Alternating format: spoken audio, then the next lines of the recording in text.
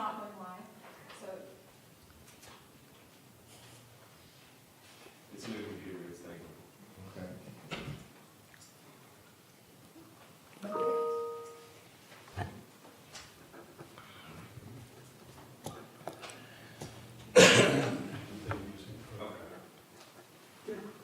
It is now time, it's 12 o'clock, and it's now time to call the City of Franklin City Commission to order.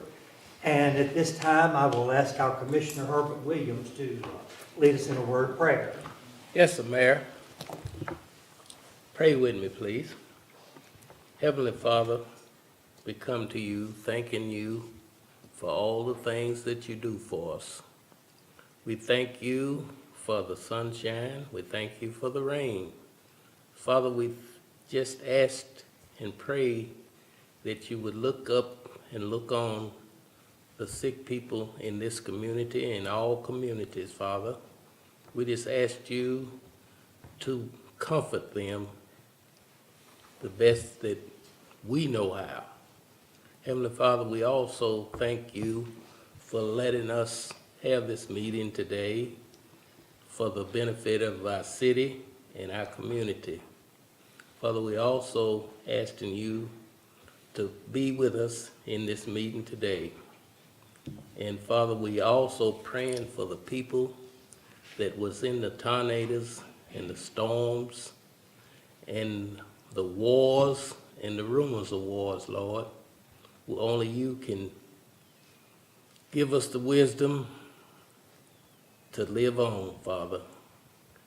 These things we ask in your Son, Jesus' name. Amen. Amen. Thank you, Commissioner Williams. We will move on to hear the public.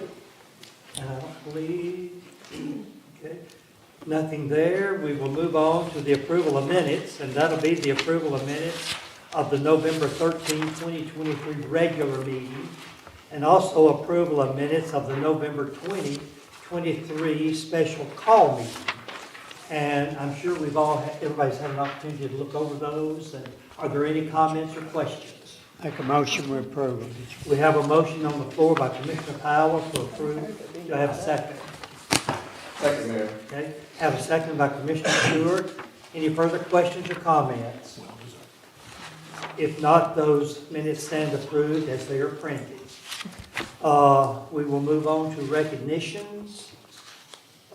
Nothing there. We will move on to Mayor, I the... got the recognition here, so. Excuse me, sorry, I didn't mean to jump in. No, I know that Carol was probably want to pass it over. But it's the Employee of the Year is an award given to an employee that's shown outstanding character, leadership. Fellow employees nominate this person, such leadership, dedication, teamwork, integrity, and reliability. So this year for 2023, we have our own Carol Riggenbach was recognized for the Employee of the Year. So,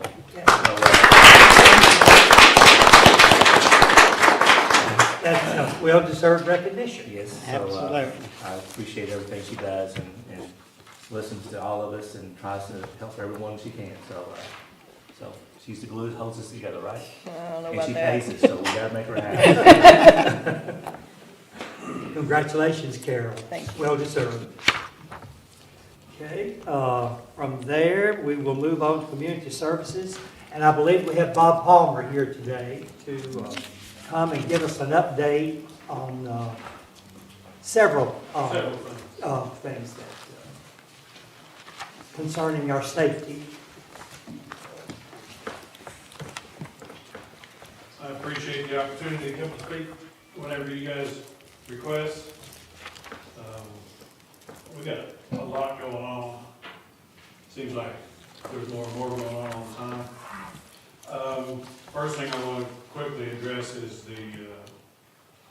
what's on a lot of people's minds is the storms from Saturday. As far as I have been notified, we have a tree and a power pole get knocked down, and that's all we have. We had 2 tornado warnings each in different parts of the county, but for whatever reason, God didn't see fit to hit us again. So thank goodness we didn't have any issues.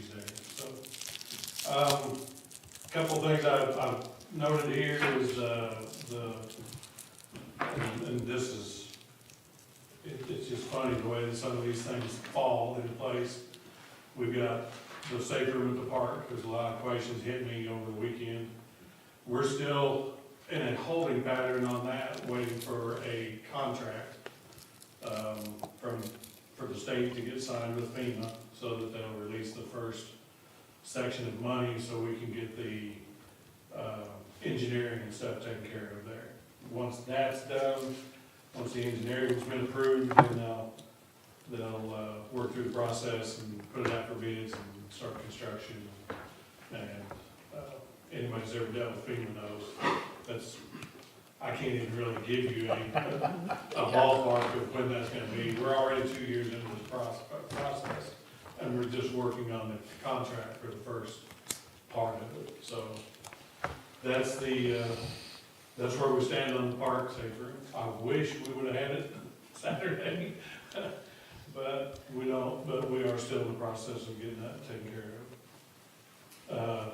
The safe room that has been approved for the city, this morning I've been working on a few more final documents I need to get to them, so that the state KYM can put the official application into FEMA for that approved safe room. So, we're at the very beginning of that process, so again, we're looking at 2 or 3 years, maybe, hopefully, before we would, today is the 2-year anniversary for the tornado in western Kentucky and Bowling Green.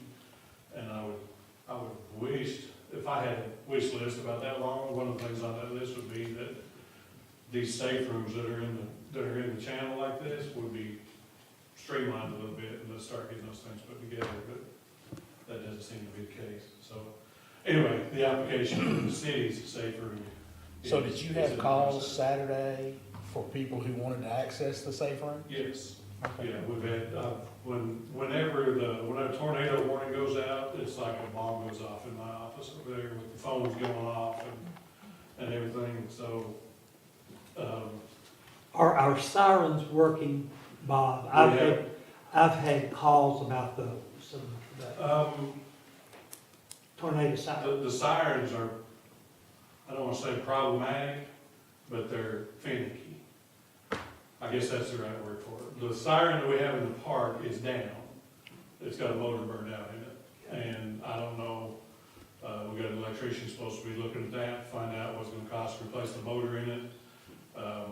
The most problematic siren that we have is the one at the end of Rolling Grove Drive. Yeah, Over that's there. the one I have. I can sit at the base, I was talking today a little while ago, I can go out there, set my computer up, log into the system, do a quiet test, which is not quiet. Everybody's been there, when you do a quiet test, it rotates, and then it goes, brrrr, and it's not quiet, everybody in the neighborhood hears it. But I can do that quiet test every day, and it works fine. And I'll do a monthly test and get calls saying it's not working.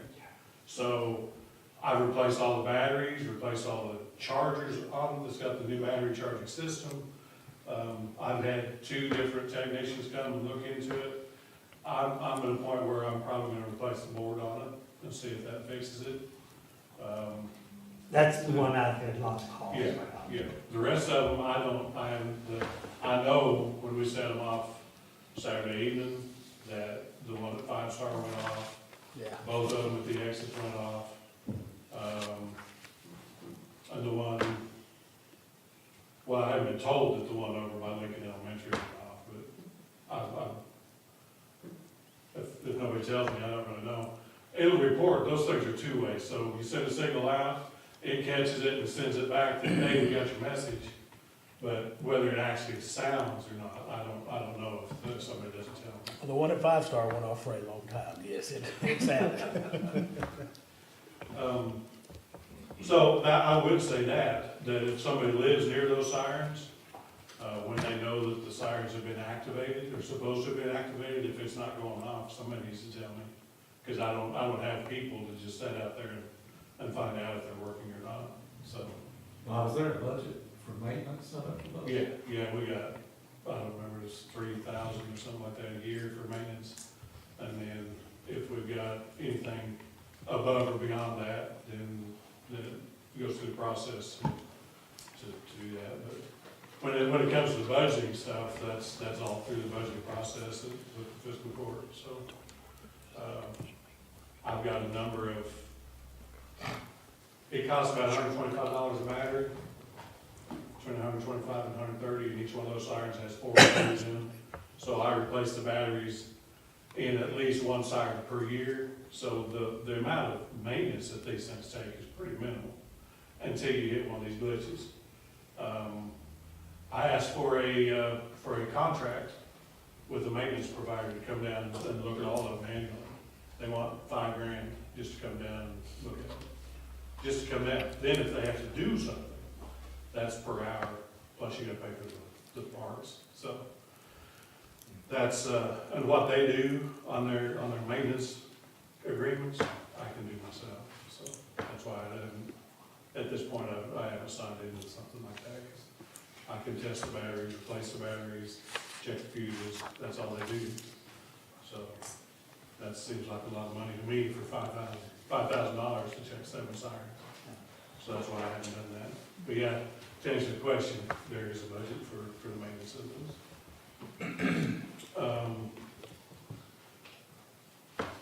So while we're talking about the sirens, and because of the number of phone calls, I want to take this opportunity to talk about a couple of things with those.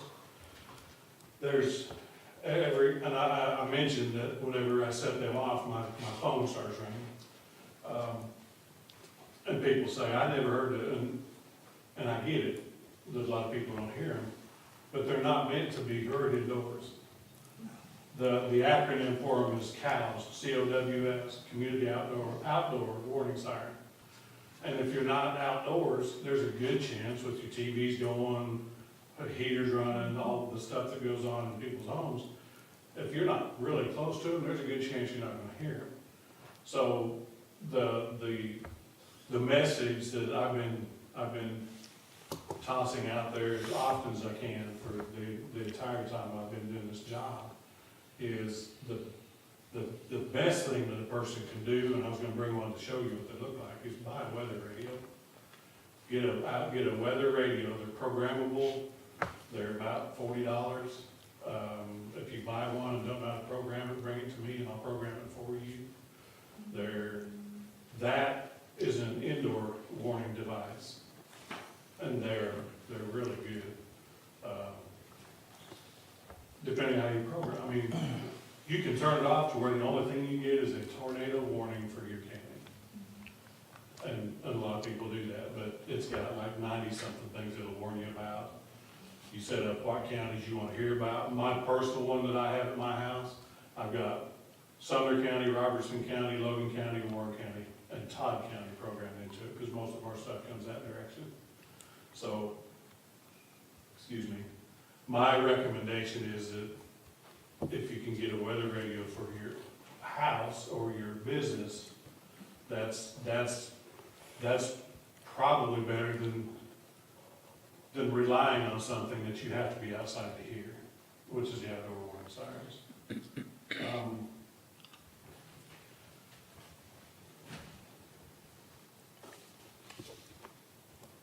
I think that's all that I had. Is there any more questions about the sirens or anything like that? I don't know if the Evergreen, if this is a. Everbridge? Everbridge, That's my sorry. next, that's my next topic. You may bring it up.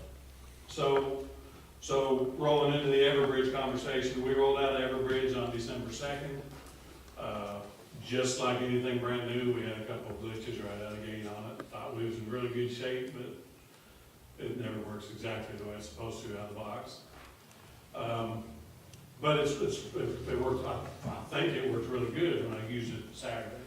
I haven't heard any, the only complaints I had was my message went out a little bit late, and that was on me. I wasn't communicated by the National Weather Service as quickly as I normally am, so I wasn't in position at my office to put the message out as fast as I should have.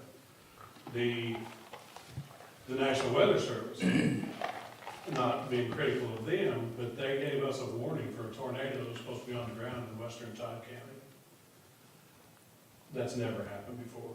We get warnings for tornadoes that are on the ground in eastern Logan and western Simpson, but I've never had them give us a tornado warning that's for a tornado that's an hour away. So that was a little frustrating on my part, but, oh, and I'm glad we're having this conversation, because this comes to mind. When do I set the sirens off? That is as individual as every community that's in the country that has them. For the past 15 years anyway, I don't set the sirens off if the warning polygon that the National Weather Service issues isn't within 2 miles of one of the sirens. So the first warning that we got on Saturday was about 4 miles north of the north boundary of the north sirens. So I didn't set them off. Some communities, Barron County, Warren County, a lot of them, if they're just the very edge of their county gets clipped, they set off everything they've got. And I think that's, and some of the conversation I've had with other people in these positions, that is, if there's nothing threatening that area, there's no reason to get people scared. Because when those sirens go off, that's first fear is what hits you. So we don't. If it's not within an area close to that one of those sirens, we haven't been setting them off. The second one that we got, the second warning we got on Saturday, it encompassed both of the south sirens that we've got, exit 2 and exit 6 both. That's when we set the sirens off on Saturday. So that's another one of the things I want to get out so the public understands. If it's not threatening the circumference of where the sirens are, it's probably not going to get set off. We've had multiple warnings in Simpson County that the sirens don't get set off because it's so far away from the sirens, it's not doing anybody any good except shaking them up. So that's where we are today. Not saying that that isn't a conversation that we can have. If you know, the governing bodies decide that they want to make a change, we can have that conversation. But that's what's been for the past 15 years that I've been doing it. So back to Everbridge. The mass notification system is not designed to be a warning system. It's not designed for that. And what I mean by that is the majority of Everbridge has the capability to instantly send messages to your cell phones, to your email, the things that go through newer technology. That goes off without a hitch immediately. But our entire phone system, landline phone system, is structured around AT&T, and those dialers are probably close to as old as I am. I don't know if that's true or not, but they're old and they're slow. They can't dial out more than 30 or 40 or 50 dials a minute. And from the time that we get like a tornado warning, from the time we get the warning to putting the message out to a landline receiving that call can be long enough that your house can be destroyed before your phone ever rings. So even with the Everbridge system, we can't use it with that technology. Now, I did find out since Saturday night, I can turn those landlines off and send everything else. I can send a warning. The pause I take in that is the majority of the people that are getting those calls on the landline system don't have the same technology we've got laying on our desk, our elderly. And they're the ones that need the message to come across their landline. So I'm kind of in a catch-22 as to whether or not to turn off the landlines and send the warning across the rest of the system, or to encourage people to get a weather radio, put the app on your phone, and get those, because probably 95% of the calls I probably received, well, let me put it this way, of the 9 phone calls that I received immediately after we set the sirens off Saturday night, all of them, except for one, were calling me because they got the warning on their cell phone, but they didn't hear the tornado sirens going off. Well, if you got the call, if you got the message on your phone, you don't need the sirens. That's my opinion. That's a little bit of frustration, and I probably shouldn't be throwing the frustration out there, but if you got it on your cell phone, the siren's not going off, didn't impact you. The people that don't have the cell phone, that live close to the sirens, probably had a complaint from when they didn't go off, so, you know what I'm saying? But the Everbridge system won't dial to those landline phone numbers fast enough to use it as a warning device. So, again, the weather radio picks up that warning signal immediately directly from the National Weather Service. The people in the homes that have weather radios are gonna get the same notice that I get when they send me the message saying that we're under a tornado warning. So I hope I'm clearing up some stuff. I'm trying to clear the water a little bit, run some stuff through filter. The Everbridge system is fantastic. It's gonna be, once we get the few more kinks worked out of it and get the groups all set up and working, that's gonna be fantastic. But at this time, it's still not, because of that one thing, the landlines, it's really not something that could be used as a warning device. So, how have I been using it, and would I use it Saturday had I got the notification from the weather service that was this as close as it was? 2 to 3 hours before we're expecting impact, I usually send a message out to everybody saying, hey, it's coming, be prepared, figure out where your safe space is gonna be, make sure you've got the stuff you need, your bicycle helmet, and something we've been talking about now is if you're under the tornado warning, try to put on some shoes that have got good soles and not open toed, because people are stepping on nails and debris and that kind of stuff, so. I'm getting off into the weeds a little bit here, but we did dodge a bullet Saturday. It went to the Alabama's. I pray for everybody in Tennessee who's been majorly impacted. 2 years ago today was one in Bowling Green and Western Kentucky, and there's still a lot of recovery going on there. So, anyway, I think that's everything I've got in my notes.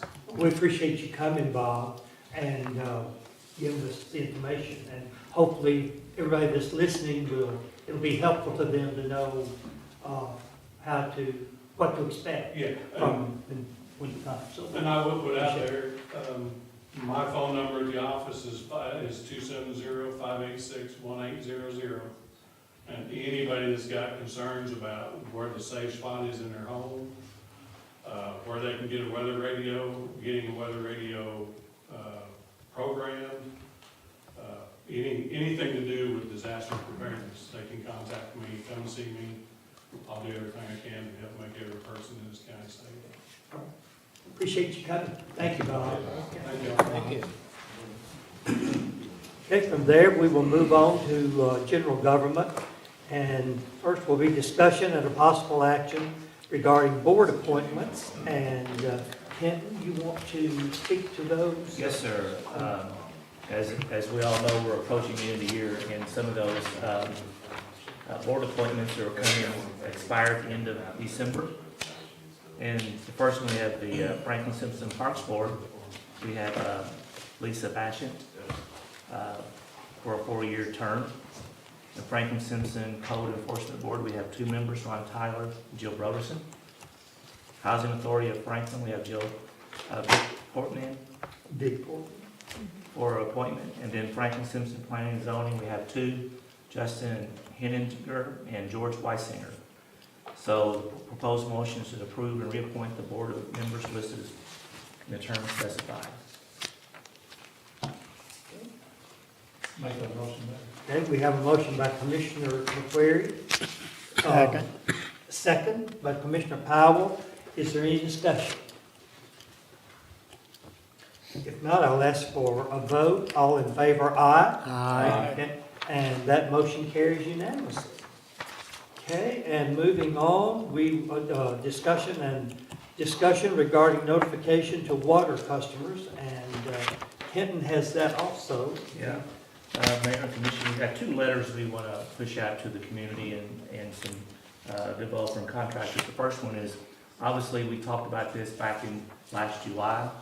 It's basically the lead copper rule as far as inspections and The letter that you see is what we wanted to put out and mail out to the public, everybody with a water account. So basically, it just says that currently, right now, we're following the EPA rules. That I think it went into regulation in August of '22. We're supposed to be completed by that inventory by October of 2024. We're already in process of that, but we wanted to kind of push this letter out so if somebody receives it, if they see somebody inspecting their meter, looking for the service lines, just kind of know what they're doing. Also, it gives additional information if they wanted to kind of explore that, but we just making sure that before we mail it out, that it comes across the commission first. If there's any questions or concerns, that way we can make changes or anything we need to do. Okay. Any comments, any questions? If we're all good with the letter, we'll let it stand and we'll just, like I said, move that forward. And the other one is basically our water meter installs. Typically, I guess, before time, if a developer or builder has asked for a meter, we've come in and pretty much just dropped it at their request. And if they're asking for us to kind of not engage it, if not the fee, we haven't accessed the fee until actual, the request. There's two things that's an issue, is we're putting, I guess, assets or real estate in the ground, and it could be months or a year before it could be used.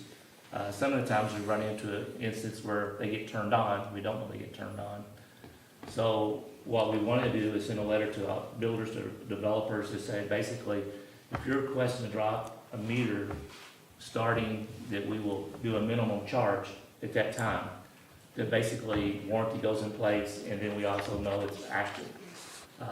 We would love to send this letter out the first of the year, just kind of to notice the policy change. Jennifer Knight here, she's called some of the surrounding areas, utilities, and they do the same procedure. It's a change, and obviously, there'll be probably some people that probably don't like it, but to me, I think it's fair. Basically, we're using an asset, we're putting in the ground, but we're not really getting any credit out of it. And, the supply line is still kind of short, but if you've got it in the ground, you can't use it if somebody else needs it, it's limiting that. So we would like to send this letter out. Just want to make sure that if there's any questions or anything, that we, look at it, readjust it, but just kind of want to get your thoughts and concerns. Jennifer's here, she does majority of it, she can answer questions, I can answer questions if you have any concerns about the letter. Is this a letter, is it more for contractors And builders. and builders? It explains this, yeah.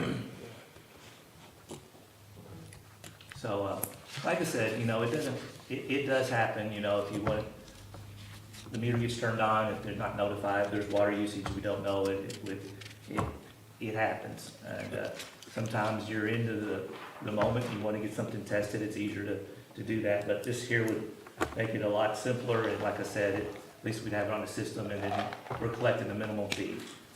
And it's the minimum $15, what's the minimum usage? It's 2,000 gallons. Yeah, but the dollar amount is around, It's about $65 to $70. so, And also, just to note, this doesn't affect residential. I know that we'll have residential customers come in and they need that 7-day gap because they're moving from one place to the other. This has nothing to do with residential. This is only for commercial contractors and builders. So, if that answers some of your question. I'm good with it. Personally, I have no. I don't know if that needs any motion or anything like that. I was going to That's ask just- if we need a motion. This is just kind of what we intended, we just wanted to make sure that we push this through the commission first, so, before we mail it out. Yeah, I'm good with it. Oh, yeah. All right, thank you. Everybody good with it? Yes, Yeah. yes. Makes sense, All right. makes sense. Okay, from there then, we'll move on under general government to discussion regarding public relations and the GIS update. And that will be Megan and John Zambrano. They will come and bring that to us.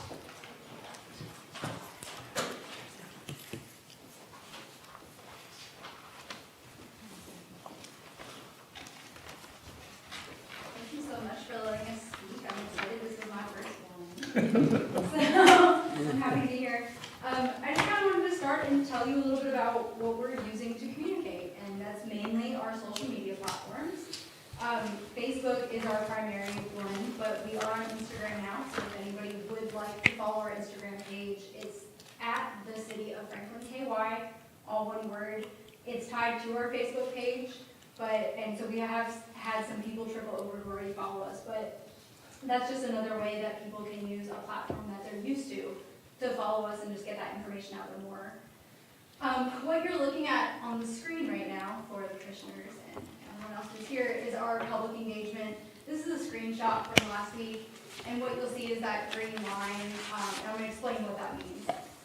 It's way above the other line, and that says that our metrics, our analytics are showing that our engagement is very high. And engagement in social media terms means the likes that you're getting on a post, the comments you're receiving, and the amount of shares that you're receiving. Basically, what this says to me is that posting more consistently is working.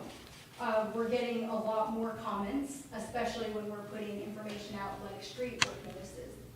And the comments sometimes are just, way to go, we're really excited about this happening and thanks for sharing. Or it's a follow-up question, and the question is simply, hey, I see some work going on around my house, what does that mean? And so one thing that I've been doing is working with the Public Works Department once a week. I'm doing a phone call with them, and if they're working on a project, I will make sure to put it out there if it needs to be on social media.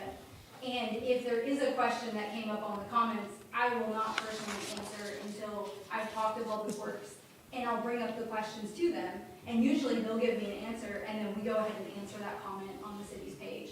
So we are getting positive feedback from people feeling like we're not only answering their questions, but they're being heard if they have a question about something going on in their neighborhood. What else are we posting? We've been posting recognitions. We had a new police officer recently, so we put that out there. People love to see who's working for the city. Community events, if the park has something going on, if there's a lot of holiday things going on right now, we've been trying to show them that it has some kind of relevance with what we're doing in the city. Department projects, we're going to be doing a little bit more of these. Boil water advisories, we're not only posting these, but when there's an update, we're going back and updating it. So not only do the people that are affected know, they can also go back to our Facebook and know that there's a consistency with information. So that's been something we've been doing quite a bit lately.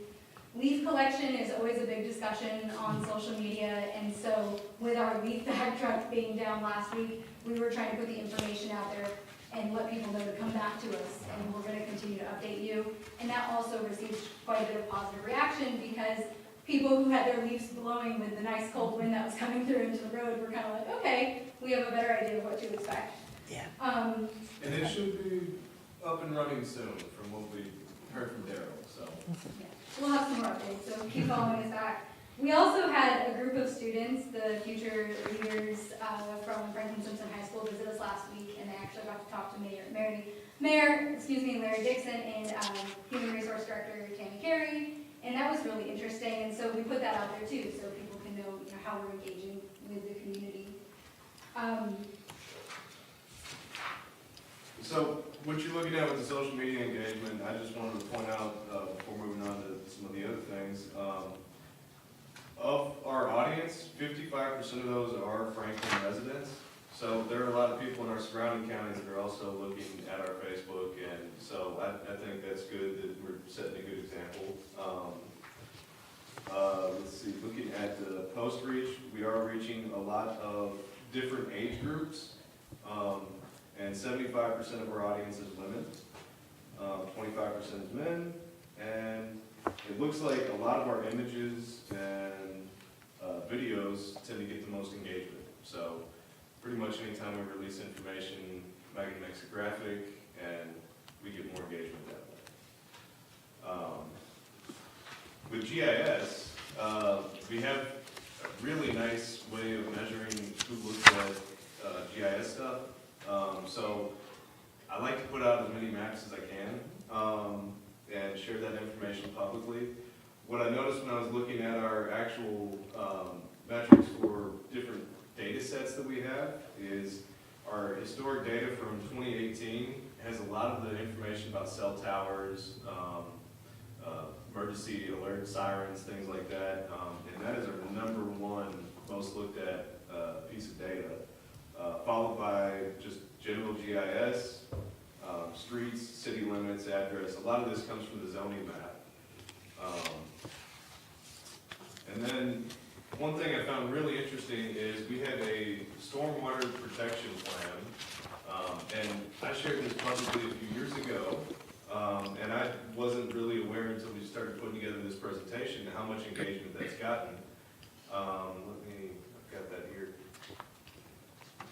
So this is the map, and this shows our source water protection plan and our source water protection goals. So I've kind of put together a little presentation to share that publicly, and talks about ways that we can keep the creek clean, since that is getting so much recognition. And I was completely unaware until we put together this presentation. So that's exciting that people are excited about environmental things. One other thing is, on our website, we don't currently have a way to see how many people are looking at different pages. So here's our wastewater treatment plant page. There's no way to see how many views we're getting without incorporating some level of GIS. So at the bottom of each of these pages, I'm going through and putting in something that's GIS related, just so that we can see how many views we're getting on this. So what I've started to do with Trent and Johnny is I've done a kind of a guided tour of the wastewater treatment plant, so you can see what happens to your flush, and you can see what happens from your creek to your faucet. So they've been really, just props to you both for helping me get that together. And so I'm going to turn it back over to Megan. Talk about branding. Yeah, so one thing I think that's really important, along with being consistent, is making sure that not only our logo is on every social media platform, but also that anything that we're putting out there has our logo on it. So if a graphic is shared to another Facebook page or something like that, you can actually go and save that image, but if our logo is on it, people know that that information is not only accurate, but it has come from us. And so that's our way of just putting out there the most informative piece of information for the public. Other things that we're doing, I mean, we're out in public quite a bit. I try to be at any event that I can where I can network and see the community. A lot of people already know me from my past roles, but it's really important for me to also be out there and talk and hear. And so if anybody has any questions that they want to share with me, I'm happy to do that. Consistency is always the thing that comes to mind, but really for me, it's about taking our attention spans and applying it to the information. So I'm really big on videos. I think now we find that when people are wanting information, they almost want to be told something, right? They don't necessarily want to go and have to read through a bunch of things. Would you agree? Yeah. So there is a lot of opportunity for our departments to have their stories told. And by stories, I mean pieces of news, what they're doing on a weekly basis through pieces of video. And those are quick 15, 30-second videos. They're called Reels on social media. It's a little bit different than when you see a full 15-minute, kind of tutorial. So we're going to be leaning a little bit more on that. And everybody sitting at this table anyways has had us come with cameras and kind of record you all. Get to Know Your Elected Officials series. It's now on our YouTube channel, and you can access it from the city's homepage.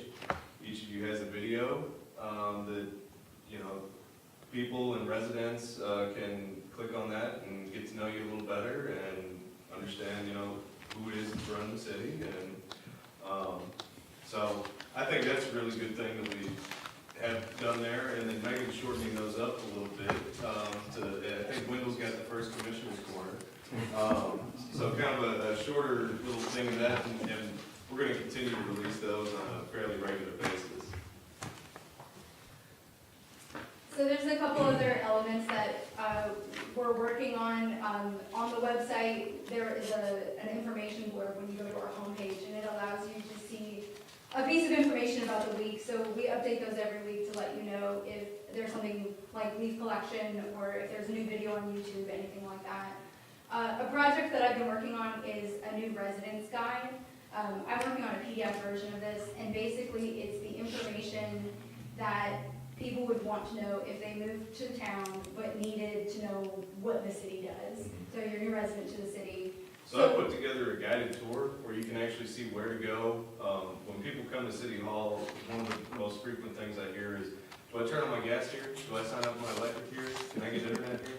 So, one of the things we kind of started working on is, this is what you can do at City Hall.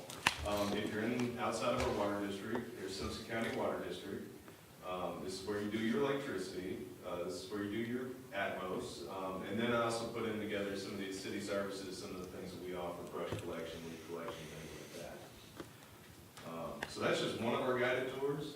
If you go on our homepage and you click on visitors information, you're gonna see some of the main attractions here in town and some links to go to the other, you know, like Franklin Simpson Tourism, things like that. But you're also gonna get a guided tour. So little attractions that are, you know, you can just drive by and look at or take pictures of, things like that. They're all on this guided tour. Kind of like what I've done for the wastewater plant and the water treatment plant, but a little more visitor friendly.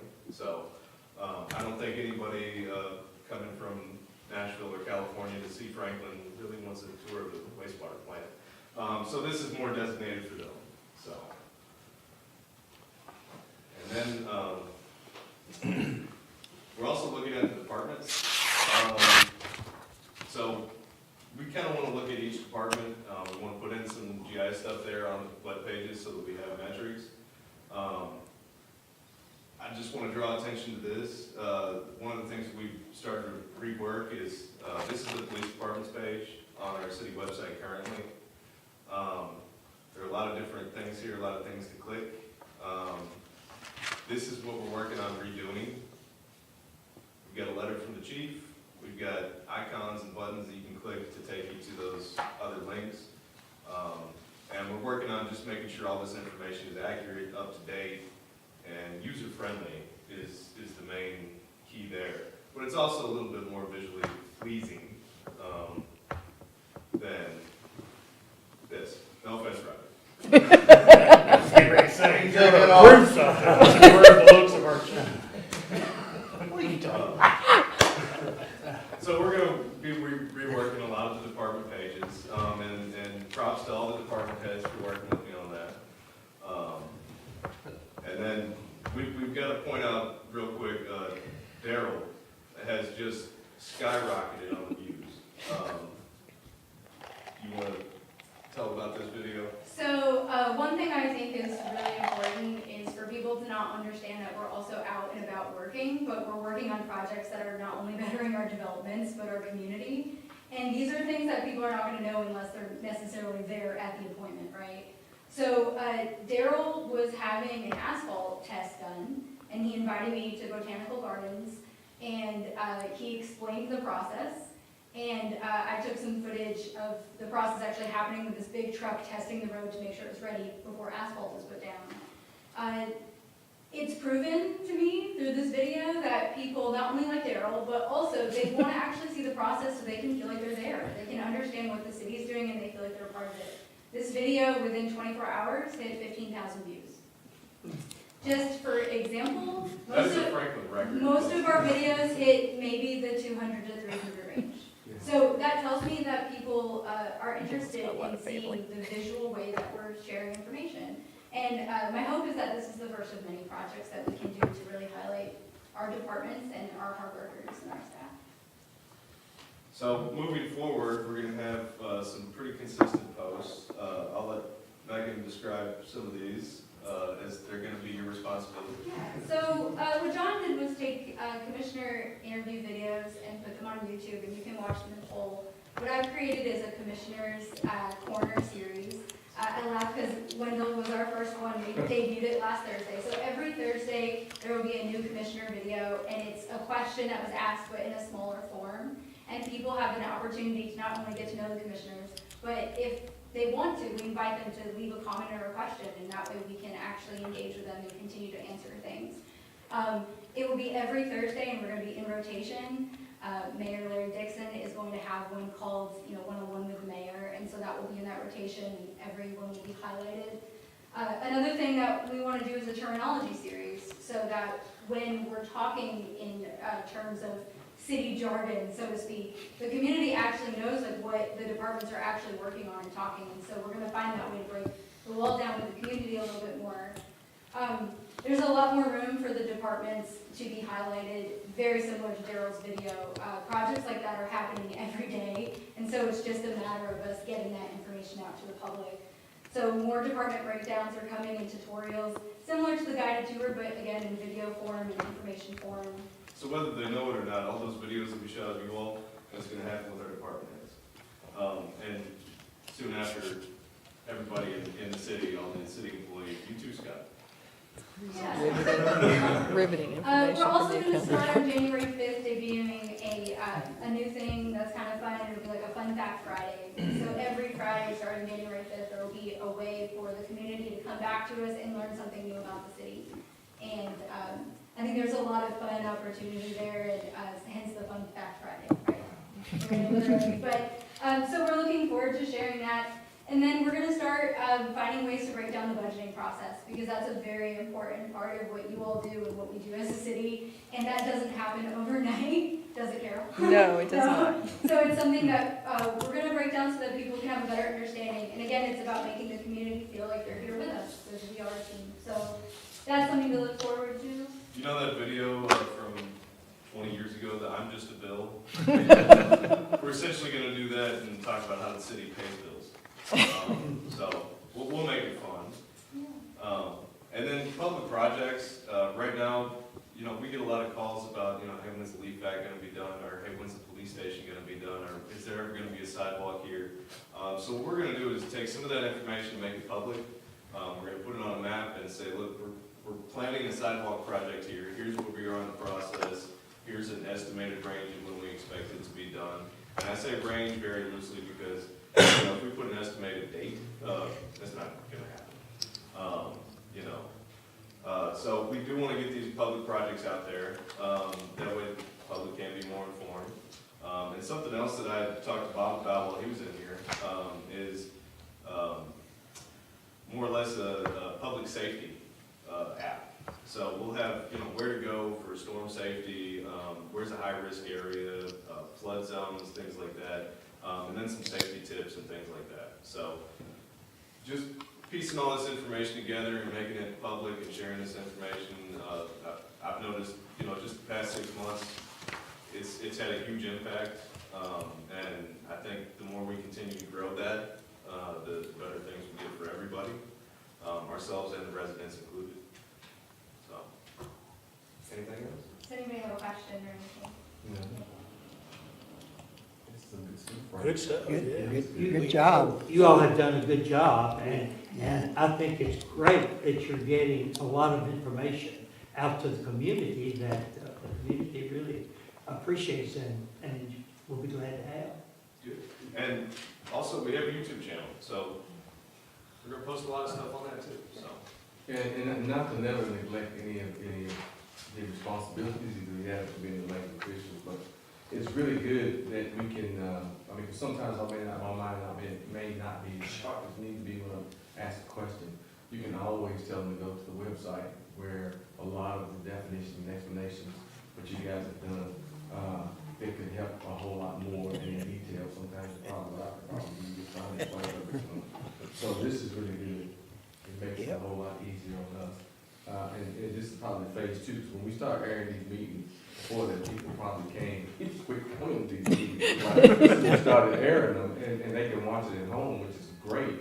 And now that we've got even, I'm not really big on social media, but nevertheless, that's the direction things are going, and I support that wholeheartedly, what you guys doing, showing this today and how you got it set up.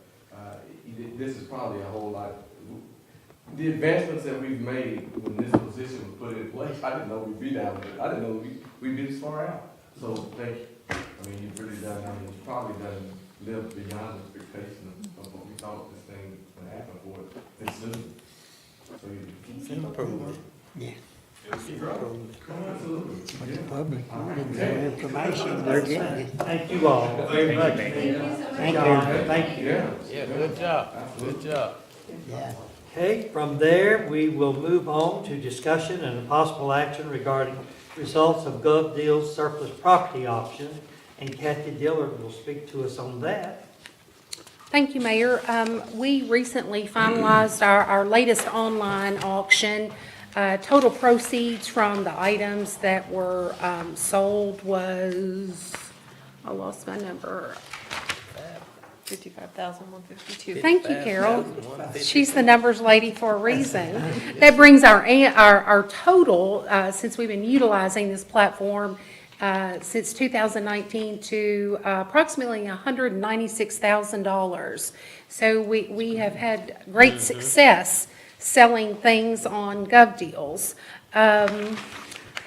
One thing we need to really pay attention to are the number of bids, the number of hits, and the number of visitors that visit these items. We had one item that sold to someone who lives in Mexico. So it is reaching a very broad network of people who's interested in our property. What I need today is a motion to approve the surplus sale, and also include in that motion the removal of the 3 items that were pulled, which was the 05 Ford Explorer, which is still in use in water distribution. The cattle gates are currently in use at Hoy Park, and I can attest to that, I've seen them. And the miscellaneous parts from water distribution are still currently in use. So we did not sell those things, and I will need to include in that motion to remove those items from surplus. So if it meets your approval, I'll need a first and a second motion for approval of the sale of the surplus items, as well as removal of the 3 items that we talked about, and to ratify the mayor's signature on the transfer of the titles to the sellers and any other documents necessary to finalize the sale. You all have heard the motion. So moved. Okay, we have a motion by Commissioner Powell, Second. a second by Commissioner Williams. Is there any further discussion or comments? If not, we'll have a vote. All in favor, aye. Aye. Okay, and that motion carries unanimously. Okay, and from there, we will move on to discussion and a possible action regarding proposed ordinance closing an undeveloped street. I think Scott wants to speak to that. I will. We were approached by David Carver, and he bought the lot on Finn Street. It's the very last lot on the left before you get to the railroad tracks, just past the little daycare. There is a platted but undeveloped street that goes from Lawrence Street to Finn Street called Grace Court. Of course, never heard of it because it was never built. When David bought this property, he did not realize that impediment was there. He'd like to start developing the property, but he can't with a street that's platted right in the middle of it. So he has submitted the paperwork. I went ahead and got the mayor's signature on the notice. So what we'll need is we'll need 2 sponsors for the ordinance, and we've got Commissioner Powell, well, we've got at least 3, Commissioner Powell, Commissioner Stewart, Commissioner Williams. And we'll clean up the authorization on the mayors as we pass the ordinance, so thank you. Okay, and next will be discussion and a possible action regarding city-county joint meeting dates. Yeah, I got stuck with that, I'm not sure how, but I think it's because I wrote the memo. We do need to schedule a joint meeting with the county. This will be a special called meeting. We're trying to get some dates together with the commission to talk about multiple things. One of the main issues, or I say there are several big issues, but one of the things that we need to discuss is our new comprehensive plan that's coming through planning and zoning. Kenton told me just before the meeting, he met with Ed Holmes recently, or talked to Ed Holmes recently. They are anticipating having the comprehensive plan in a final form next week, where we can all click on it, start looking at it. This is not a small document, guys. I mean, our current comprehensive plan's 100 and something pages. This will be every bit of that or more. We will send it to the county fiscal court members as well for them to start looking at it. Ed and his group can be available the week of January the 8th for the week of January 15th. And what Kenton and I discussed is, we put it out there next week for everybody to have access to, including the public.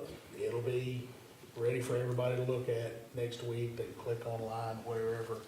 We'll turn that over to John and Megan and let them figure out how to disseminate that information.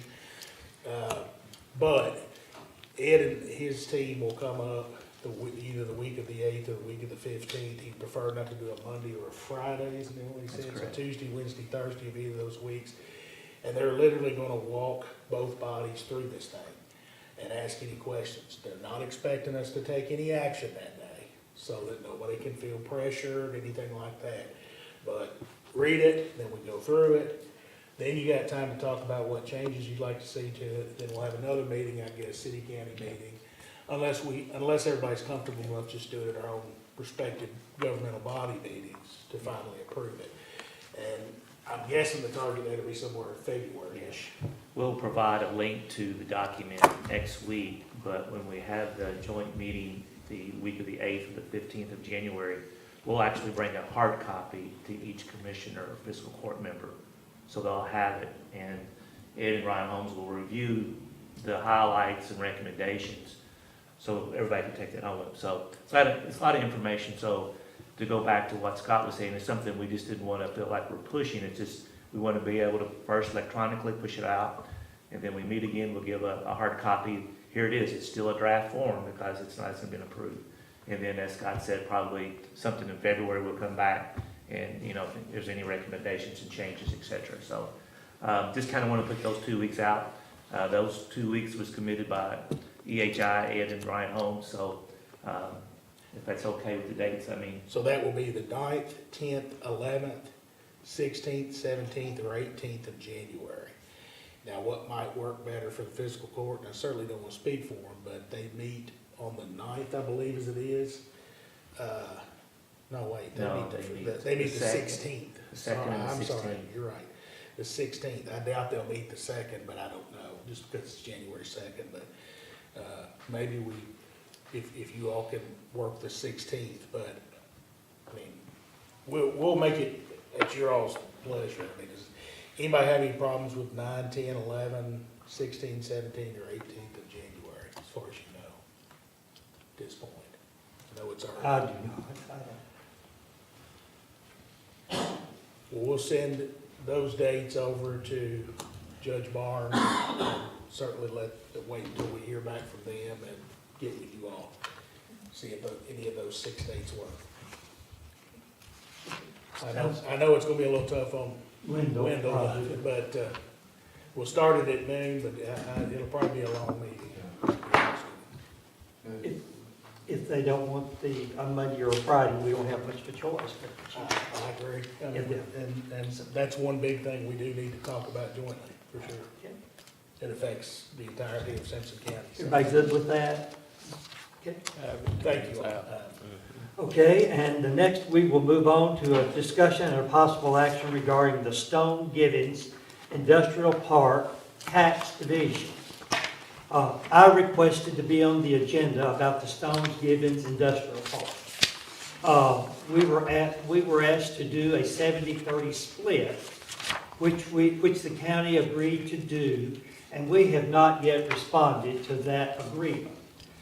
As you know, we requested a good bit of information from the Industrial Authority on their long-term plan and debt retirement.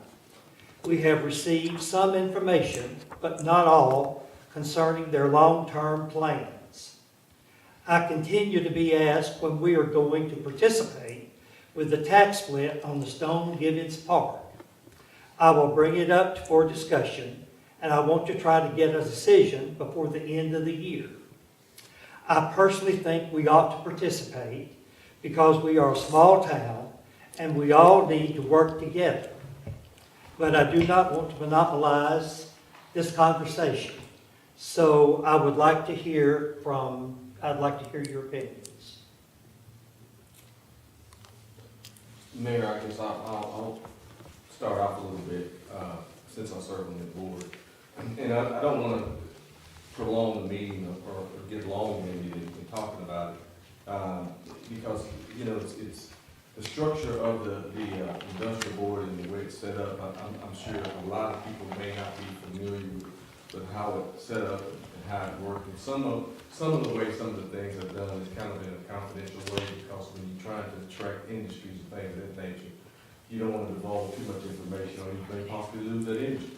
So, you know, so without going off into a lot of the details, in lieu of obviously, I'd like to start with this, you know, initially when the occupational fees were implemented, you know, obviously that was something that was done to help the municipality offset some of the burden on the people in the community by the occupational fees. With that, at the time that it was implemented, there was limited industries here to be able to really allow it to make a financial impact. So the inception of what we have now, as industrial authority was formed, which is obviously the administrator, Denny Griffin, and Denny has done a fantastic job. Due to the nature of that and the way some of them were structured, in each park as we developed, we had a agreement, and you know, we have our attorney here who could probably explain and expound on that a little bit in depth more than I can. We had an agreement that we had established with the industrial authorities that we would do an 80-20 split for X amount of years, provided that some of the, depending on the debt service. Each one of these parks had these agreements, Wilkie Sanders, and then you have the Henderson, and now we have the Stones Givens. In lieu of where we are, we just want to get some continuity as to where we are and where we're going, to obviously be able to reap the benefits of how it's all established and set up. And we've done well, we've done good on that. Now, this new park that's established, that, you know, they're requesting a 70-30 split in this one, which has allowed us to get another 10% over some of the other parks that are established. So, you know, I think obviously what we're talking about doing here is committing to the new park, which is the Stones Giving Park.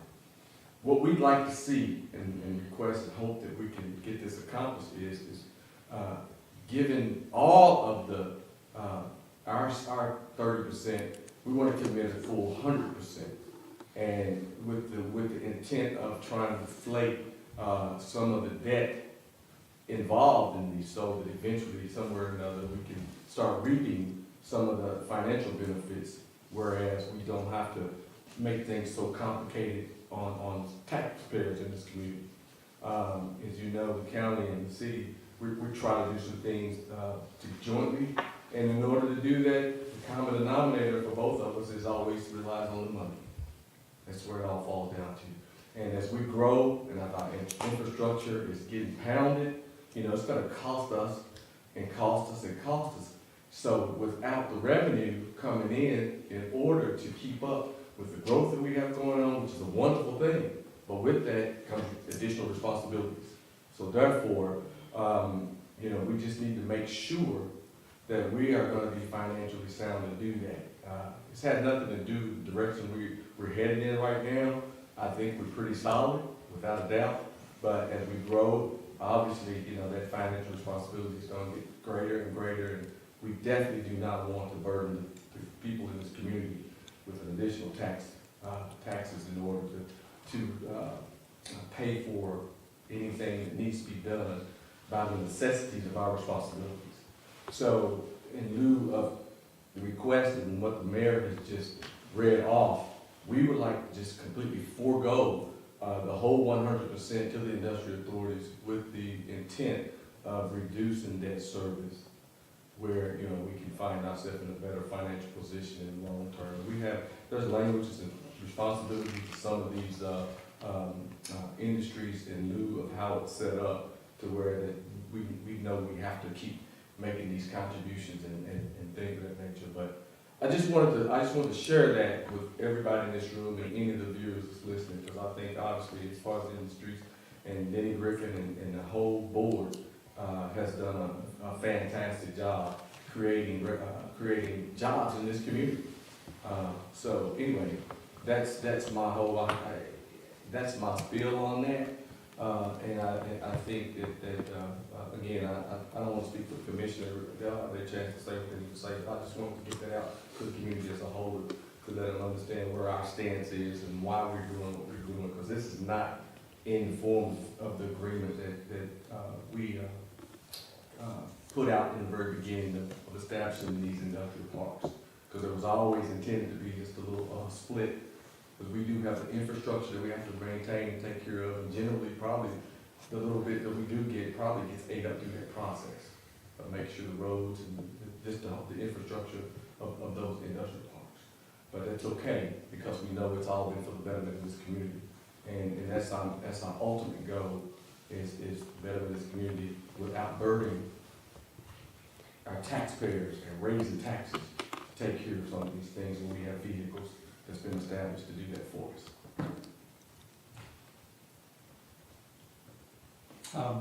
I agree with Wendell, I was talking up a little bit. I agree that we should increase the amount on the stone gives. We've been dragging around a little bit on this, but at the same time, we needed information, such as debt load, and we have to be fiscally responsible taxpayers so we control that debt. And, as Wendell said, recapping, the point of this is years of this building to get some sense of payback for the city, which in turn goes to the taxpayers. I think the commission's thought about this in great detail, and this took us a while to come, or I think we're gonna come to an agreement. We'll hear from the other commissioners. But the important thing is we need to keep continuing to give the industrial authority, but at the same time, we need to watch our debt control, where at some point, the citizens are going to benefit from it. So I agree with Commissioner Stewart wholeheartedly. Any further comments, any other? I'll agree with what Commissioner Stewart said, and because that, it was a different percentage when we first started, and don't nothing stay the same.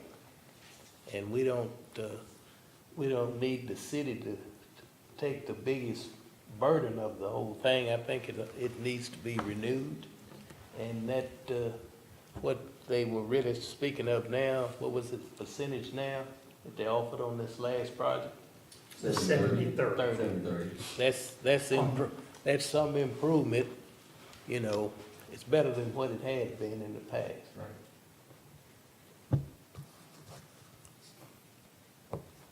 Powell, any comments? I think Wendell pretty well laid it all out without me just going over what he's already went over. So I agree with what he Well, and said. let me, from a legal standpoint, I need to point this out. I mean, you started talking about it, Wendell. We've got these long-term agreements on each industrial park, and these agreements were for 80-20. yeah, but it's not that easy just to say 80-20, or for this park. Scott, what's the total amount of debt? According to what they sent to us, and I don't have the number right in front of me, but it's over $20 million. $20 million? Yes. Yeah. It was in there. That's the industrial board's current total debt is, you all have it, I forwarded it on you all. But what we have is, for the Henderson and the Sanders parks, for sure, they were 20-year, 80-20 split. It was 20 years or until the debt service on those parks were paid, whichever's longer. Well, it's been longer than 20 years on both of those parks. And honestly, from looking at what we were seeing, it is, and I don't want to belittle Carol because she's a whiz kid, but she ain't a wizard, and I don't think she can unwind that and tell what exactly is attributable to each park. So I don't know if those things are expired or not. Then you go into the Henderson Park and the rest of them all together, Henderson, or Wilkie, Wilkie. sorry, Wilkie. no, Sounds good.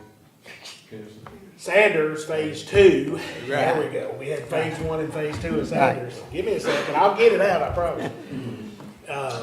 it's just all developed over so many years that we're still following 80-20 on all these. Well, then last year, as you all know, unbeknownst to us, the county took a different stance and went to 70-30. We followed suit, but I will say, that's not what the contracts say. They don't say 70-30, they still say 80-20. So, from a legal standpoint, we need to revamp those contracts to be consistent with what we're doing in practice, and that is 70-30. Well, for the Stone Givens Park, today, we don't have an agreement. As I understand it, and again, I'm not gonna pretend to any of you all that I have studied these documents in any great depth, so that I can tell you for sure what all this debt goes to, but it does seem to me that there is no debt associated with Stone Givens Park.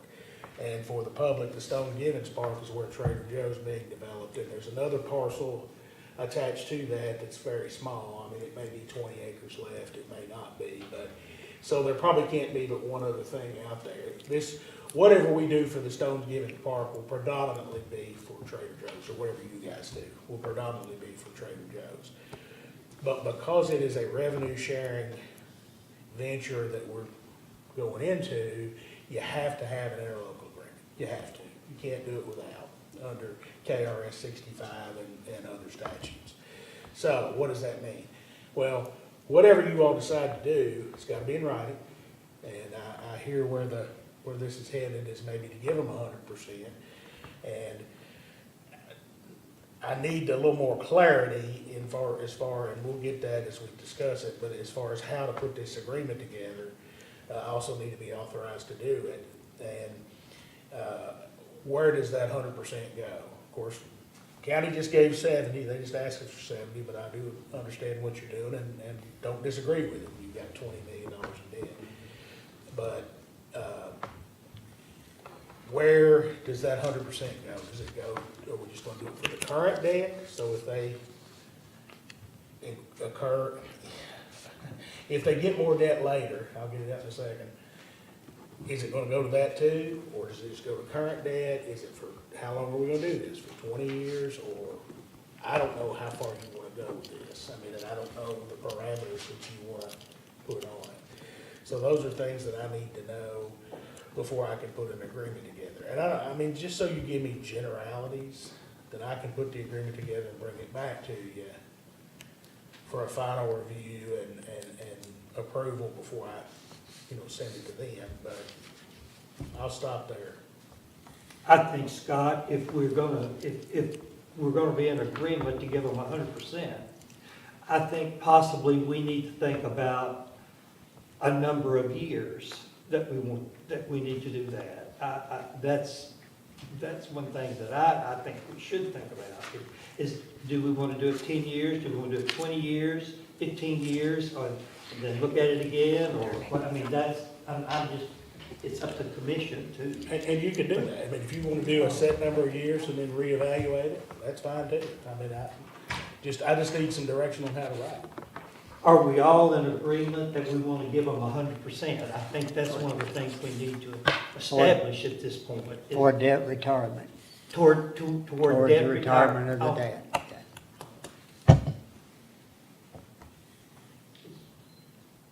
I agree. Yes, I do. Scott, are you needing that information today as far as the timeframe in which you just made mention of? Is that something you want from us Well, today? I mean, I guess I need general direction, and I can kind of take it from there and kind of craft something together and bring it back to you. I mean, it's a big difference between you telling me, we want to do this for 10 years versus we want to do this for 20 years versus we want to do it until the debt they have on the books now is paid. Now, that's going to be a whole lot longer. Yeah. So I guess I kind of need to know where you want to head with this. Well, what do you recommend? Yeah, and what do you think, Ken? I don't have a recommendation. I mean, What do you because- think? And here's why, because, I mean, it's a budgetary issue, it's not really a Yeah. legal issue. I think we ought to hear from Kent and get his Right. input. Him and Carol. Yeah, I mean, I applaud what you're doing to try to get the debt down. I mean, that's obviously why we were asking, why I understand you all were asking questions in the first place, is, okay, you got this debt, how you gonna pay for it? And where are we gonna go? If we're remitting just on Trader Joe's, and I'm just thinking $150,000 a year, if that's Probably good. more than that. I have no Yeah, idea. 1% of those. I mean, If you, projections. if you do, see, who knows? I mean, That's the thing. It's how many employees, you know, Yeah. it started out with 900, then there were 550. If you do 400 employees, based on what they say the average wage is, which is $20 an hour, that's $166,400 a year. That gives you kind of a benchmark at 400 employees. Yeah, and if that's for 20 years, that's just a little over $3 billion in 20 years. That's right. Plus they 3.2. have KBI, or they've applied for a KBI, I believe. Yes, Which but that will doesn't, impact- that will impact the property tax, you're right. Not the occupational. But, well, I mean, I guess that will. Yeah. It'll impact all of it. Mhm. I've got a question. So just hypothetically, if we do this and we give 100% toward debt reduction, will there be a cap on any new debt of what the industrial authority can get? Because if you're paying down one debt and create more, you're really not doing much good. No. That's a You gotta good think question. about I can't speak for the authority. But you understand my point? Yeah, I see If you're exactly. paying down one debt, you can create Yeah. a whole lot more. Right. It's kind of It's like, non-productive, you know? like a whack-a-dog. Spinning wheels. Yeah, But that's the thing I think Scott was alluding to, is that's the million-dollar question, you know, is how do you apply it to the debt and how in the term? So I think that comes back to, But Carol made a good point. I mean, if they're doing KBI and it's been approved, of course, that was in the county, and I'm not sure that's. I don't know. I don't know if they're doing it or not, because we hadn't been notified. They've applied, but only for a small portion of the employees, but I don't know if it's approved. I've just seen it on the state's website. Well, under our current tax split with the county, because the first multiple projects that were built in Franklin, we did 100%. So now the county's giving a little bit more toward the KBI, so what the is that? KBI is only for 90 employees. It's only for 90, then it's gonna have a little impact. But the city's only giving 0.25% of our 1% toward the KBI, the other 0.75 comes from the county. But it's gonna still impact how much money they get. But assuming that even if the county doesn't follow suit, the county gives 70%, they get the same amount of taxes off of it that we do. So 70% of the 166 plus 166 is what they'll get. Let me ask you a question, Scott. I was just thinking here, obviously you just made mention that the Stoneworth Given Park has no debt Correct. as far as land, what have you. I do not believe there's any debt associated with it. I could be wrong because it's hard to tell from the information provided. So would it be fair to say, or could we go back, and I don't know what kind of impact this would have on us. I do know that when these parks were established, there was individual parks supposedly. Individual parks, Stone Given, it's a park. Your Wilkie Sanders Park, Henderson is a park. And what we'd like to think and hope is each one of those parks could be self-sustaining for itself. What if, is it possible that we can reconfigure the contracts, the commitment that was made with those other parks, with those debts? Because if this park, if the Stone Given Park is debt-free, I would rather forego the 20% on the other ones. We take money, we'll get revenues from this one, since it, that, they get 100% on those 80% parks. They get 100%. Could we do that? But you can, but this is a new one. I And, know. now that I think about it, there probably is some land cost. Yeah, but they're selling it more for what the purchase is. Right, but you see what I'm saying? I mean, there probably is some debt associated Sure. with this. I get that. But So I we don't don't know, get here's why I don't know that I'd do that. Okay. Because we've got two parks that are theoretically paid off.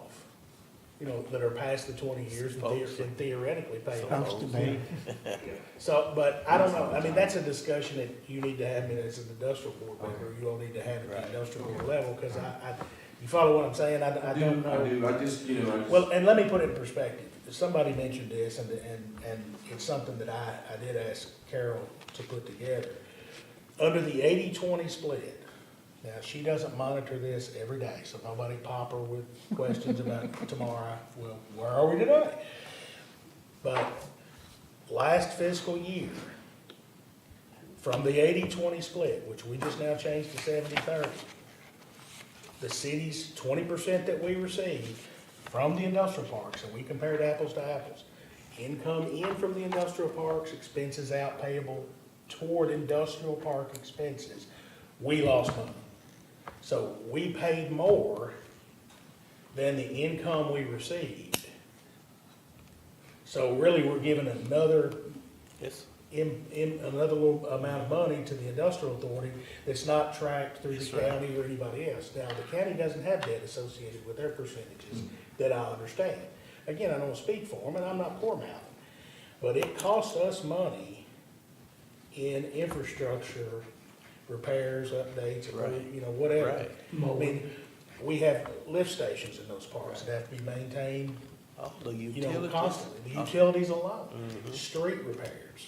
You know, we had, if you remember, last year, and I don't know that if we paid for it 100% or not, we had that truck that, a couple of years ago, that burned up right on the way into Hunt Ford.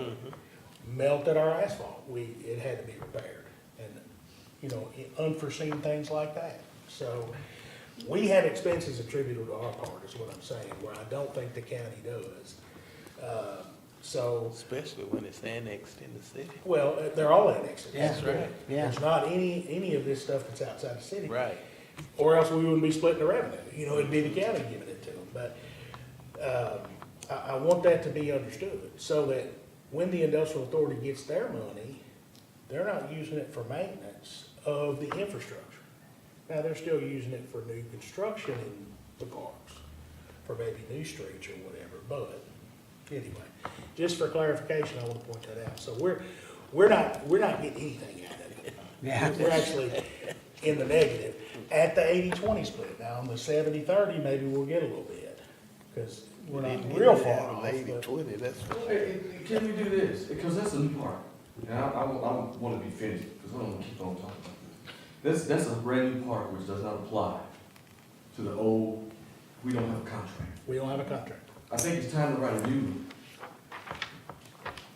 Whatever debt we find now that the Stones Giving owes, we do a 100% reimbursement back to them to pay off just that part, Is that legal? You mean the debt? the debt. Just Well, the- but here's the thing that I don't know the answer to either. Remember, they sold that land to Trader Joe's. You're right. That sale proceeds should pay that debt off and then some. Well, if we don't owe anything on it, what do we owe? What do we That's owe what I'm on saying. Stone Giving? I don't know that. If we can find out. Today, as I understand it, whatever they sold the land to Trader Joe's for, they have not collected on it yet, because there's still some contingencies to meet or whatever, and you and Kenton would shoot on the board. When that land money comes in, it's supposed to be offered to the county, who then can accept it and pay it toward long-term debt. Now, I don't know if they're doing that or not either, but certainly that's a question that's been asked, but I don't know if they're doing that. So, if it goes toward, if the sales proceeds from the land pays off the industrial park, then theoretically, Wendell, there's zero owed. So that whatever monies come in from Trader Joe's, we can give them 100%. And that's what I So understood is your debt. That's what I understood your motion. I guess what I'd like to find out is there money owed on the Stones Giving? Is there any debt? If there's a debt, I would totally agree to give 100% of the occupation, of all the revenues that we normally get, turned back around to completely resolve that debt, just in that park. Upon that, once we find out in that park, then that's where we begin to set a precedence where maybe we do a 50-50 split. Once we know that park is secure. Not making it retro back on these other ones. Because if we're talking about a brand new contract. I don't know if it's, Are you following? Oh, I understand what you're saying. Because, I mean, where do we start to set the percentages in our favor? That's a good question. Yep. I mean, if we're talking about a park that's paid It's for, possible if and we don't have a happens. contract on it, then it's time for us to write one that's favorable. But I here's, don't want to make anything unbearable for the industrial authorities at all. I don't want to make it hard or pull the rug out from underneath them. But I do want to be fair, and I definitely don't want the taxpayers to have to carry the burden of a vehicle that was created over 20 years ago to help us with these issues. well, I mean, and that's what, I'm trying to figure out where we're headed with this motion, because that's what I'm, here's, no, and that's fine. I mean, what I understood you all wanted to do was to take the 100% and pay it toward this 20 whatever $million worth of debt until it's gone. I mean, or until it gets down to a point where it's workable. And again, I'm not going to speak for you, but that's what I understood this process to be. If we're gonna do what you're saying and revamp the contract where we can get some money out of it,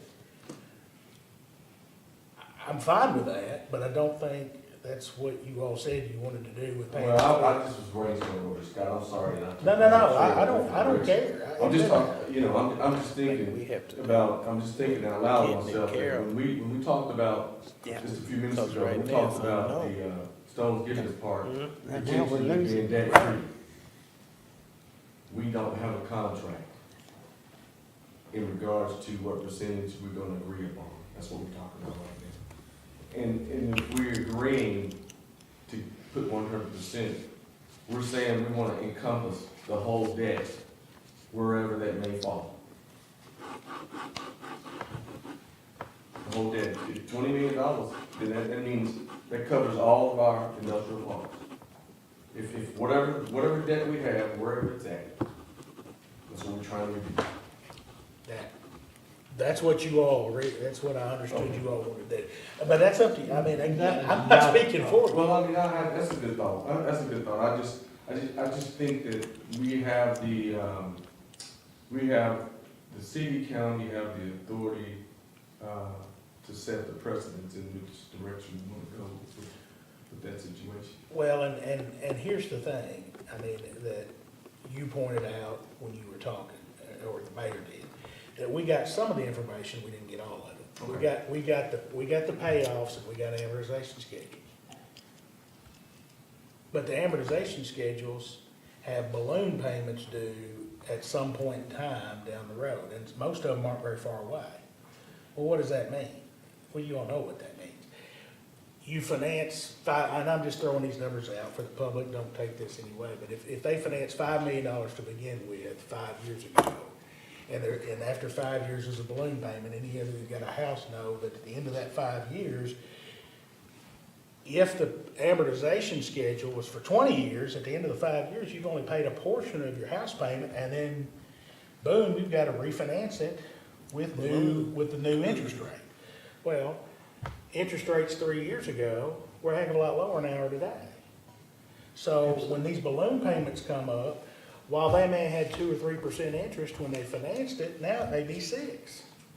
Okay, well, if you're talking $20 million or $10 million or $5 million even, 4% interest difference, that's a heck of a lot bigger payment. So how are they gonna pay for it? That's the reason why when we talked about it, we said, let's give it to them to help pay their debt off. I mean, but at that time, we thought we'd see a plan, and we haven't seen that plan yet. We haven't seen the long-range plan. So, including, what do you plan on buying? You know, where do you plan to expand? And I know we can't talk about that in public session, nor would we, because that would affect the price of real estate. Or, what's coming in here? Well, you can't talk about that for sure either, but you can kind of give us generalities. So, It makes sense. Makes sense. I'm,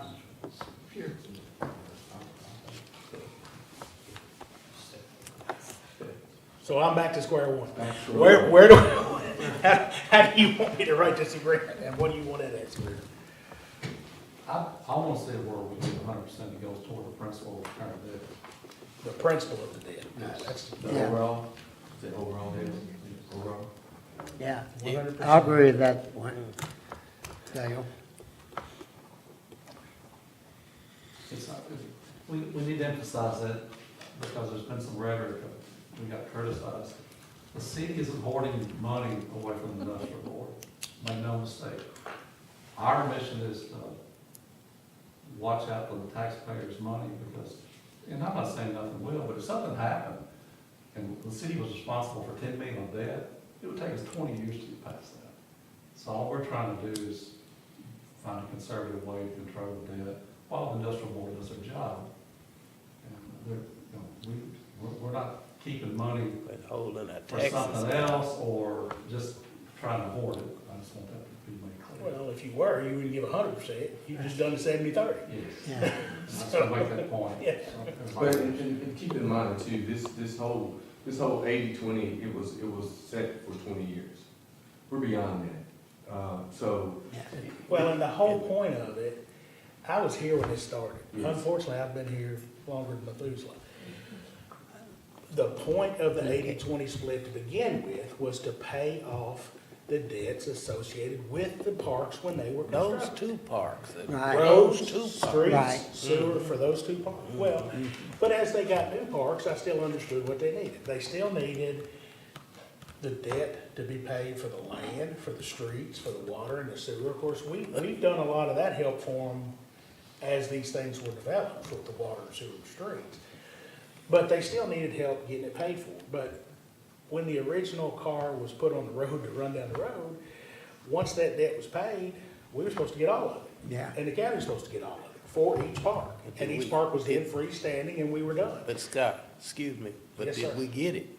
No, because it That's keeps, what they I'm keep, talking they about. keep Keeps refinancing the keeps debt. adding up more and more. that's their point, is we're not trying to hoard the industrial authority. If we don't do something 20 years We're not down the trying road, to- and We're not trying to hoard the they industrial. No. still won't be Nor getting. are we trying to take any money away from them, but, you know, again, I was on the commission when. I was on that Industrial too. Authorities. Commissioner Williams was on there, and so it's been, I guess, the time of the initial contract, it expired. So having some conversation about it is basically what I would like to think we're doing now. That's- See where we are, see what direction we need to go in. It has nothing to do about whether or not, you know, we're financially disabled right now and trying to find some more money. That's the least of our worries. But what I, but our I have never, concern. I can tell you, I've been here 30 years, I've Right. never seen the city in better Right, financial. but our concern is We to, need to be fiscally responsible, Three and miles, to never you can't put any Take how burden they look at on it, the taxpayers, because, you know, because it's enough out there as it is now. that's right. Of taxes that have That's to the pay. way I So, feel I about it. just don't want to, I want to make sure I'm that. on my that way we're- out anyway, but you know. Well, we and still let me want- say this, I mean, Yeah. and See, you we can't got listen to links. it at some point, but you all know, we've had these talks time and time again about infrastructure improvement and what we need to do. This is not a city of Franklin problem, this is a United States of America problem, that our infrastructure's old Sure. and needs to be rehabbed. Sitting right now, right outside my office on College Street, we have what's called Orangeburg pipe, which is basically cardboard, that was put in at the turn of last century. Let me say that again, the turn of last century. It needs to be upgraded, and some of it has along the way, as Trent knows. And that But to always fix this over time, it's gonna It's cost more millions less and millions of dollars. press. And that's what, press stuff, I don't know. that's what tax revenue is. Yeah. You know. So, Okay, so are we all clear then on what we're, are we all clear on what Scott, we asking Scott, we're I don't asking think I'm Scott. clear on what Scott's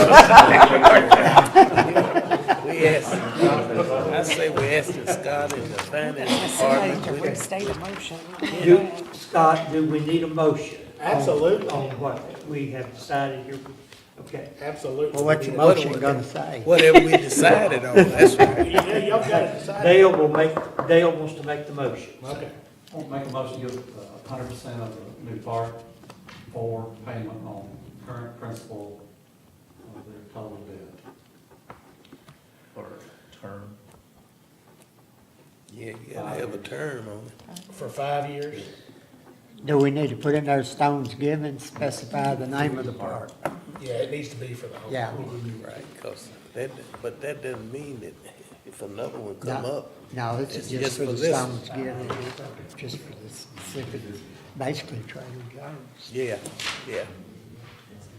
All right, I'd like to make a motion to give 100% of our part to Stones Given Industrial Park for a period of 5 years to pay on the principal entire debt of I'll For second. 5 years, wait a minute, we're not done with the motion. to be revisited. At the end of 5 years.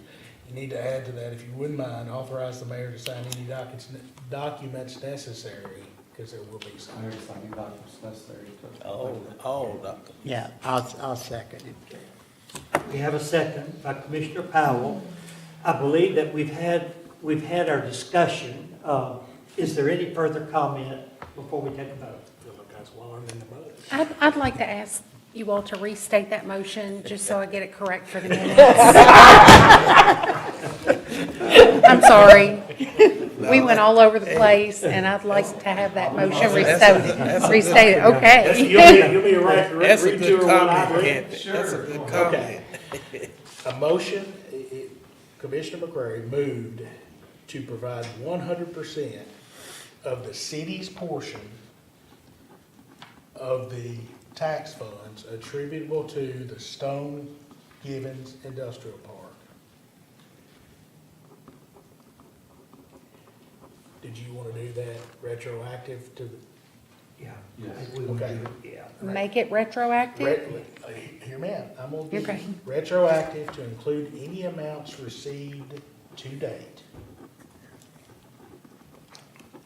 If any, because I don't know that there has been any, for a term of 5 years.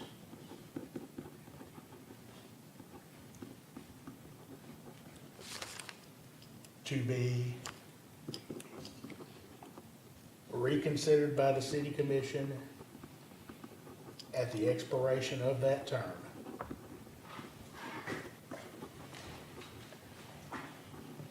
And further, authorize the mayor to sign any and all documents, we'll get fancy here, necessary to effectuate the intent of this motion. Okay, I'm Was missing there a anything component that I about heard the being on the first day? time, that the Yeah. funds were to be applied to the principal Yeah. portion Yeah. of that. Yeah, we debt. need that Is in that the correct? Yeah. Yes. Okay. Sorry, did I Okay. miss that part? Yeah, that, Yeah, I was the wondering funds. about that when you read it. Well, that's why y'all are here. Well, I was gonna say something. I did that on purpose. Is that revenue from occupational? It will be all taxes. I Take think, us all. I To be- think to we've be nailed a- it down. To be applied, Thank you yes, all. to be applied, and it's to the current industrial authority debt, not including any future to the, I think I'm right. Commissioner McCrary? That's right. Is that right? It's to the current, not any future debt. Yes.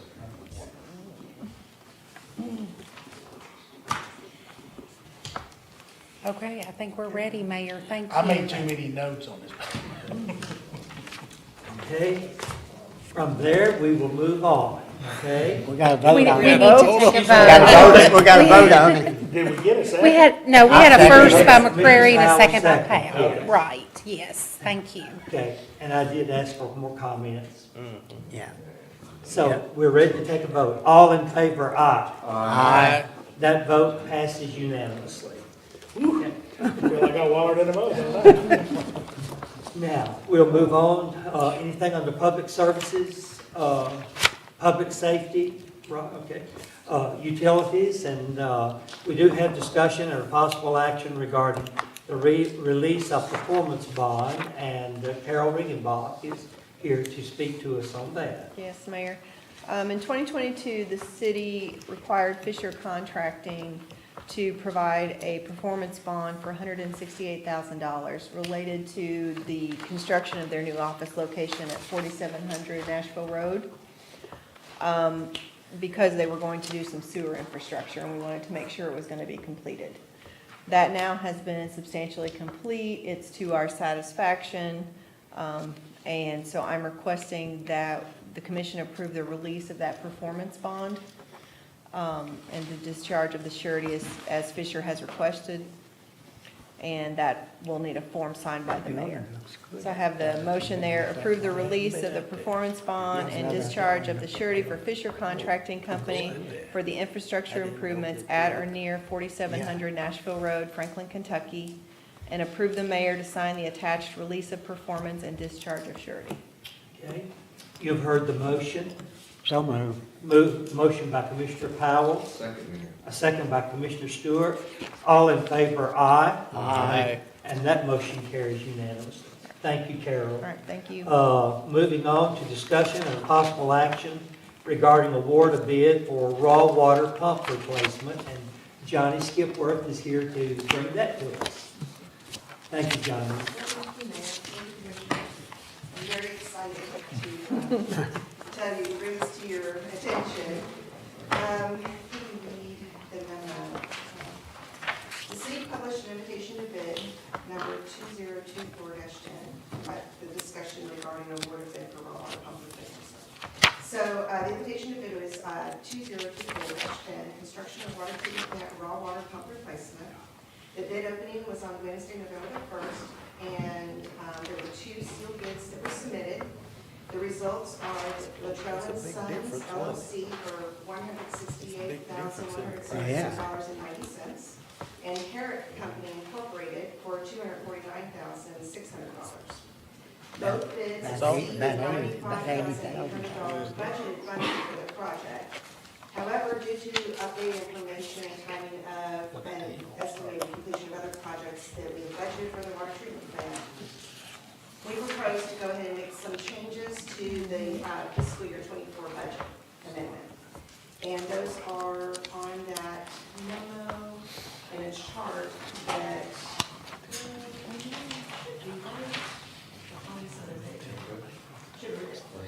yes. 54? Yeah, it's the bottom of 54. Okay. And based on the results and the scorecard attached, which is on the next page of your agenda, I recommend that we award the contract to Latrell and Sons for $168,177.90. And revise the budget for the water treatment plant projects as noted above in that chart. That's a big difference, isn't it? Yes, it is, Between- sir. Yeah, Yes, it is. For the that same- $80,000, yeah. that's a big difference. Unfortunately, it seems that a lot of projects these days are coming in with Much higher. higher than we anticipated. Likelihood of them being cheaper and Right. buying than happen. And that's the policy, And as you noted, we adjusted the capital just to make it within the budget for the capital. We reduced those items. Do I hear a motion that we, So moved, Mayor. okay, with a motion by Commissioner Stewart. Second. Second by Commissioner Williams. Are there any further questions or comments? If not, do I hear a motion to approve? All in favor, aye. Aye. Okay, that motion carries unanimously. Thank you, Johnny. Thank you. Yeah. Okay, moving on, we'll have discussion and possible action regarding professional services agreement with Barge Design Solutions Incorporated to Phase 2 Sewer Rehabilitation Project. And Trent Coffey is here to bring that to us. Well, like y'all know, I've said it a lot of times, we've got over 100 miles of sewer line in the city of Franklin, and a lot of it's over 30 years old. And back in budget year, you all approved a $5.5 million sewer rehab project. And phase 1, I think I came last commission meeting too, and we awarded that bid, and it's gonna be starting hopefully in January. So while that construction's going on, we'd like to go ahead into phase 2, get the legwork for phase 2 started, and while both of them going congruent. So we called Barge Design Solutions because they engineered phase 1 to help us with the phase 2 project. The breakdown of the payments for the phase 2 is SSES work, which will be cammering all the sewer lines, and smoke testing is $144,000. Design for the upgrades the end of all the testing will be, $114,000. Bid phase services, $13,000. Construction phase services, $39,000, a total of $310,000. And I brought this map, and I think it's in y'all's booklet, but this is kind of easier to see.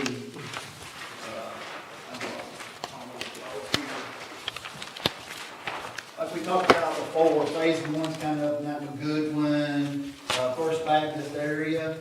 Yeah. And we're going in there, and we're just gonna replace all the sewer lines. And as phase two, we're gonna go in and test all the lines, see which lines do need replaced.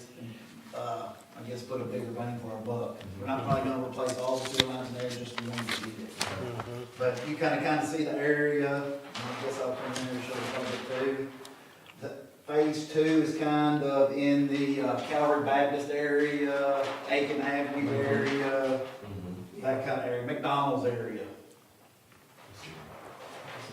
The reason that area was picked for the phase two project is when we done the flow monitoring last year, the prior year, it was our second highest inflow infiltration readings. So that's kind of where, after this phase one, we want to jump up to that area and start working on that I-9 problem in the area. So, any questions?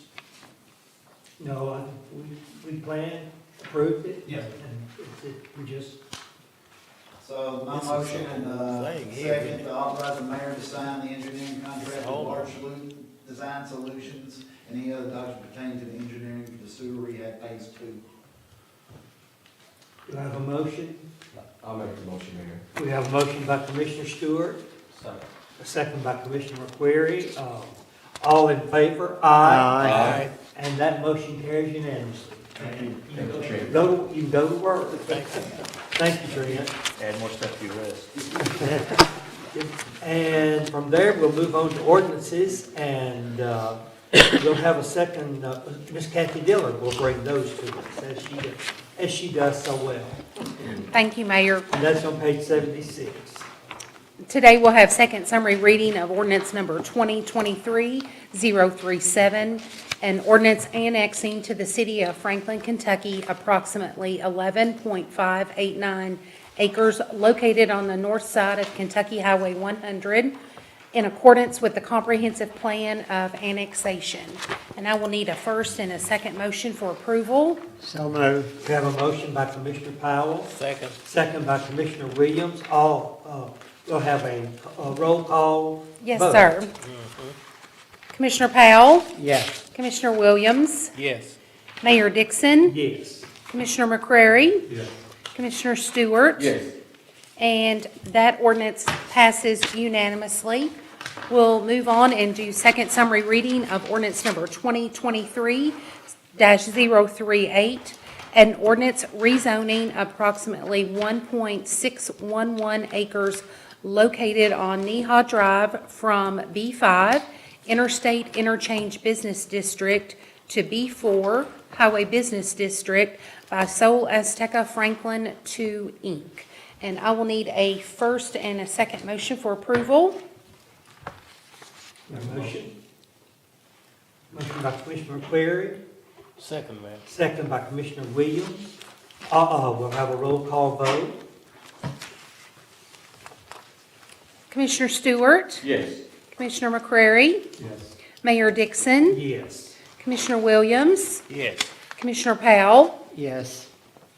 and that ordinance is approved unanimously. And finally, we'll do first summary reading of ordinance number 2023-039, an ordinance to close the public portion of a 0.270 acre tract, more or less, of Grace Court from Lawrence Street to Finn Street. This concludes first or second summary reading of these ordinances. The full text is available at City Hall at the office of the city clerk during normal business hours and will be available on the city's website upon passage and publication. Thank you very much, Kathy. Okay, from there, we'll move into executive session. And that, under executive session, that will be litigation, and this discussion of proposed or pending litigation under It's that KRS little short. 618101C. Also, we have personnel, and that will be discussions or hearings which might lead to the appointment, discipline, or dismissal of an individual employee or member, and that's under KRS 618101F. And also business, and that'll be discussion between a public agency and a representative of a business entity concerning a specific proposal, where open discussions would jeopardize the siting, retention, expansion, or upgrading of the business, and that's under KRS 618101G. And do I have a motion that we go into executive session? So moved, Mayor. We have a motion by Commissioner Stewart, Second. second by Commissioner Powell. All in favor, aye. Aye. And we now move into executive session. Yes, let's take five. Anybody want to take a break? Yeah, let's take five. That's Okay, take five. been long.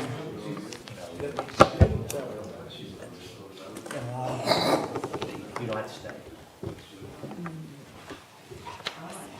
Don't be free. I'm stiff from sitting for so long. Yeah, you too.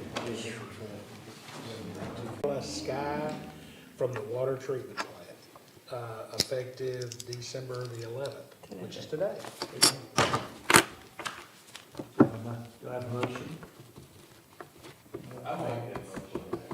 Okay, we have a motion by Commissioner Williams, and we have a second by Commissioner McQuarrie. Any further discussion? All in favor, aye. Aye. And that motion carries unanimously. And I have no report. And we'll move on then to city manager report. No, sir, I do not.